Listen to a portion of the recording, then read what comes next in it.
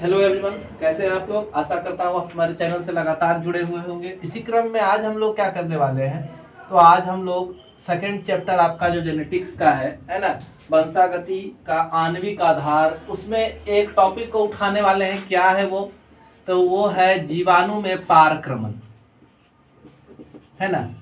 जीवाणु में पारक्रमण, इससे पहले हम लोगों ने एक वीडियो बना दिया है जिसमें जीवाणु में स्थानांतरण या रूपांतरण को हम लोगों ने दिखाया है। हमारे चैनल पर जाकर के आप इस वीडियो को देख सकते हैं। और अभी हम लोग देखेंगे क्या तो अभी हम लोगों ने क्या किया कि दो ठो रेडियो एक्टिव माध्यम को पहले बनाया, है ना। एक रेडियो एक्टिव माध्यम में सल्फर 35 का प्रयोग किया और दूसरे रेडियो एक्टिव माध्यम में हम लोगों ने क्या किया तो P32 का यूज किया, फास्फोरस 32 का यूज किया। ठीक है, दो ठो हम लोगों ने क्या किया, माध्यम को तैयार कर लिया। अब इस माध्यम में हम लोगों ने क्या किया, तो इसमें हम लोगों ने एक ई कोलाई जीवाणु को ग्रो कराया। ठीक है, ये सब प्रयोग जो चल रहा है वो किस लिए चल रहा है, तो हम ये जानना चाह रहे हैं कि आखिर हमारा अनुवांशिक पदार्थ जो है वो कौन है। इसी के लिए हम इतना प्रयोग कर रहे हैं। तो S35 को हम लोगों ने क्या किया, ई कोलाई को, एक जीवाणु को इस S35 वाले माध्यम में ग्रो कराया और एक जीवाणु को हम लोगों ने क्या किया तो S32 फास्फोरस 32 वाले माध्यम में ग्रो कराया, ई कोलाई को, है ना।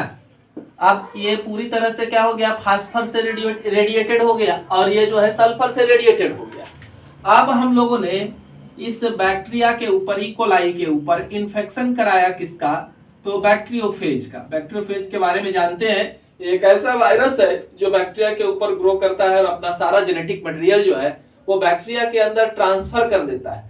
और इससे होता क्या है कि अब बैक्टीरिया जो है अपने आनुवांशिक गुण को भूल जाते हैं और ये लगातार जो है बैक्टीरियोफेज जीवाणु भोजी का ही क्या करते हैं, निर्माण करते हैं। तो अब ये देखिए सल्फर, है ना। तो हमें याद रखना है कि ये जो बैक्टीरियोफेज है, बैक्टीरियोफेज का ऊपर का जो आवरण है ये प्रोटीन का बना हुआ है ना।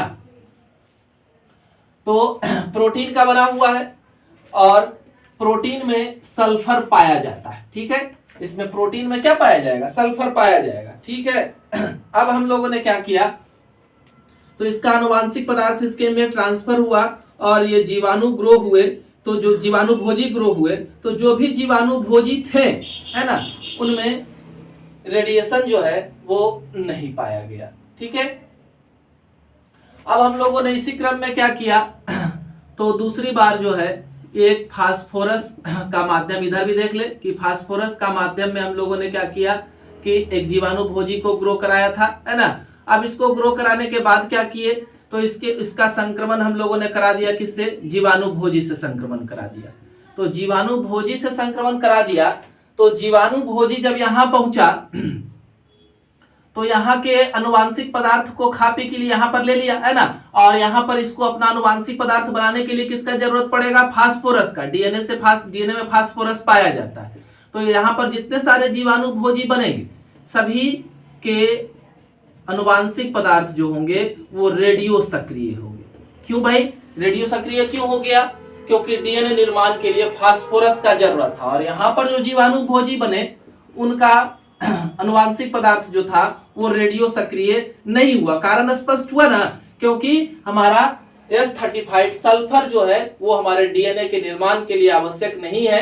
इस वजह से जो जीवाणु भोजी यहाँ बने उनके डीएनए रेडियो सक्रिय नहीं थे और यहाँ वाले डीएनए क्या हो गए, रेडियो सक्रिय हो गए। तो इस तरह से हम लोग कुछ हद तक तो ये पता लगा पाए कि हमारा अनुवांशिक पदार्थ जो है वो एक पीढ़ी से दूसरे पीढ़ी में जाता है और वो क्या होता है, डीएनए होता है। धन्यवाद।